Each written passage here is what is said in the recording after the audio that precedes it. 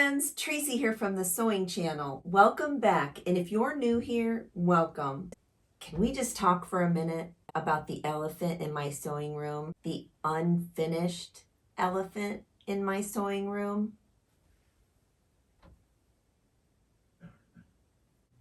It all started back in the winter of 2019-2020. BP, before pandemic. One of my children was getting married, and I knew I wanted to make a quilt for her and my soon-to-be son-in-law at the time. The wedding was scheduled for summer of 2020. So I knew that I had better get started at the end of 2019 if I wanted to have this quilt done by the summer of 2020. So I decided to make one of my favorite quilts, the Cathedral Window. I had never made one before, so I was super excited. I needed like 40 some yards of fabric for this quilt if I wanted to make it a king. So I diligently worked on this quilt for months, probably a handful of months. I couldn't even tell you. Now, when the pandemic hit in spring of 2020, I was about a little over halfway done with this quilt. So I was making really good time. And of course, we all know what happened. The pandemic hit and all of our quilting projects went to the wayside, and we all started making masks. So I started doing mask tutorials and we got into all that. So slowly, this got pushed to the wayside, this project. My daughter and my soon-to-be son-in-law said that they were going to go ahead and have their wedding on the date that they initially decided, but it was going to be just immediate family, and that they were going to have a big wedding later the following year when everything had calmed down. So I thought, okay, it takes a little bit of pressure off me. But then as that immediate family wedding started getting closer and closer, I thought I really wanted to finish this quilt so that they would have something to open on the actual date that they got married. So I pulled this out of the depths of my sewing closet and I diligently started working on it nonstop. I stayed up late nights only to realize that I could not finish it in time. So I went ahead and I let them open this quilt on that immediate family wedding day, unfinished. Only to tell them, sorry guys, I have to take it back and I have to finish it. That's the way it goes sometimes, right? So I brought it back home that day after they initially saw it, and this is the state that they saw it in. All these pieces need to be filled right here in every single square. So I brought it home and I put it back in the depths of my closet for some reason. I just couldn't find the wherewithal inside of me to finish this quilt. If you stick around to the end of this video, I will show you the little squares and the process, just a quick overview of how I did it. If you all do want a tutorial on this particular quilt, just leave me a note down in the comments. So I decided to pull this out of the depths of my sewing closet once again, put it up on my table in hopes that it would inspire me to finish it. So every time I would come in my sewing room, I would see this hanging here and I would think to myself, oh yeah, that needs to be done. That needs to be done. But for some reason, I just can't get going on it. So that's where you all come in. I need encouragement from you all to finish this quilt. Leave me your unfinished projects down in the description box. Go ahead, write a book down in the comments. That's perfectly okay. We all need to read those inspiring stories of quilting projects that just never got done or needed to get done and got done. And I really do need some encouragement to finish this quilt. The envision that I had for this quilt truly did come together. I just need to finish it. This is a 2-gallon bag. Now it contains all of the pieces that I had left over from this quilt that I had cut out. Now I say left over because remember in the beginning I said, oh, it was going to be a king size quilt. Well, when I was pinched for time, I ended up making it a queen size quilt. Leave me in the comments how many of you partway through a quilt decided to make it smaller than what you intended it to be.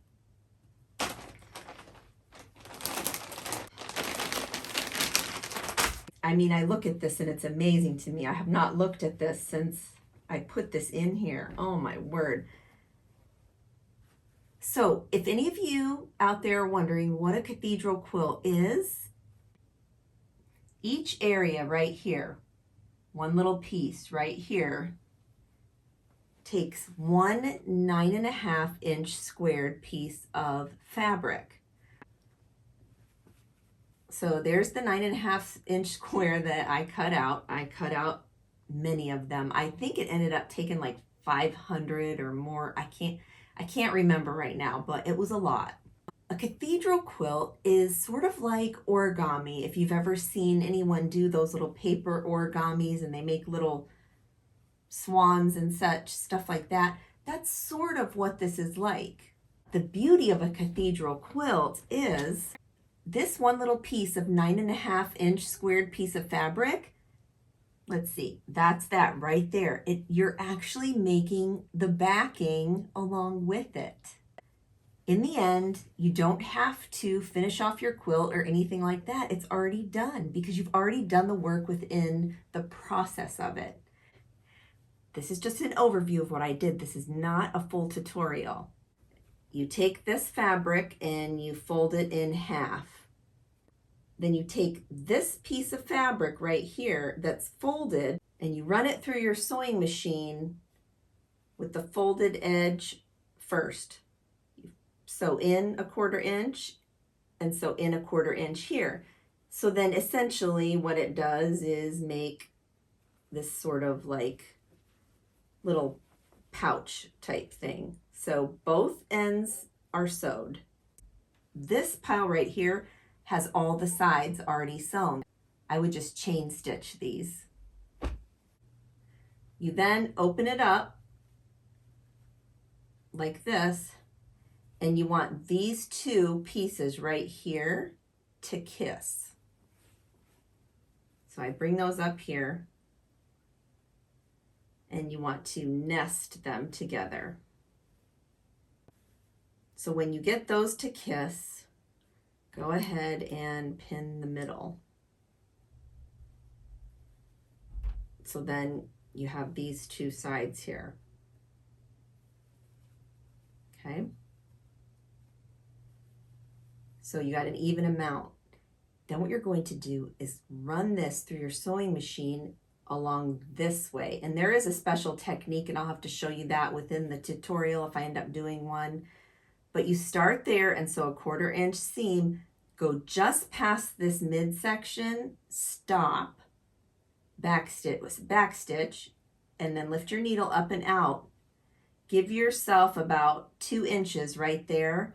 Finish sewing along there, being sure to backstitch when you first start right there.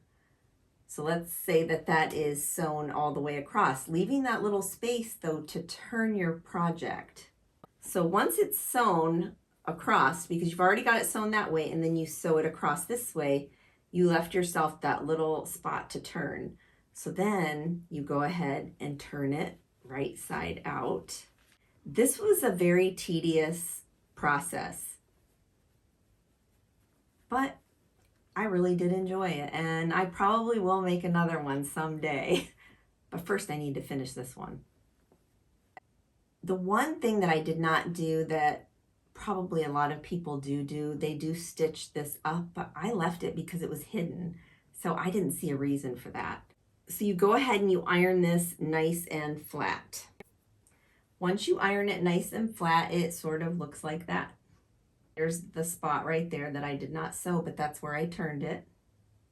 And you're doing this all at the ironing board too, a lot of this, because a lot of this is folding and pressing and folding and pressing. So once you get it like that, you've got that solid side there that doesn't have any seams. That's the back right now. you're going to want to fold these in toward the middle, toward that center seam, like that, and give that a good press. This part I did not use my sewing machine for. I hand stitched every single one of these right here where you see the four going together. Well, actually you don't, because a lot of them are underneath. I hand stitched all these four flaps down to this one piece. I didn't do it the traditional way. I did it the Tracy way because it just didn't make sense to me the other way. Every time I would try to do it the traditional way after this point, it just looked a little wonky to me and I couldn't get things straight. So this is how I did it. I hand stitched those all together at the point without grabbing this middle area because I didn't want any kind of sewing threads to come in on the back area of that. So I just would grab that inner piece with my thread and my needle and just anchored those all down. Okay, so this was a mistake that I put in this bag. Probably I didn't want to unpick it, but you'll get the idea. So these are all four the same. They're all these pieces right here that I tack down by hand sewing. Just pretend these are facing backwards because that's how I sewed them on. So that's not right though. So pretend these are all four and they're all those flappy pieces. And they're all hand stitched down at that point. This is what I did differently than the traditional method. I then put a small zigzag. Say these were stitched down in the center. I butt those up just like that, and then I would zigzag them together. Way easier, way easier. And you can see that probably here, right here. This is one where it all came together right there. I zigzagged it. Usually when I got about 6 of these, 3 this way and 2 down. And I considered that like a block, I guess. So once I got all those stitched together and they were all together like that, like you see this stitched right here, I took my little 2-inch square. I would set it right over top of where that zigzag is, so you really don't even see it. But you do see it on the back part, but not really on the front once you get all of your squares in. So I would set my 2-inch square right there, and then what you do is you pull, not pull, but you gently, because this is on the bias right here, you're going to pull that ever so gently that way and sew right along there. You can see all my sewing edges there with my sewing machine. And when I got to the last one, so say 3 edges were down, I put polyfill, just a teeny tiny bit of polyfill in each one so that it gave it that 3D puffy look. And I really do like it. I'm glad that I ended up going that route. Another note about this quilt, I made sure that there were absolutely no doubles of any fabric in this entire quilt. So imagine me going to all the quilt stores in a 50-mile radius to get all different fabrics, and I only wanted like 4 inches of each fabric. So now you all know where I get all my scraps from to do all my scrap quilts. They came from this quilt. When I end up finishing this cathedral quilt, it will no doubt be the biggest quilt accomplishment for me. Until next time on the Sewing Channel, take care.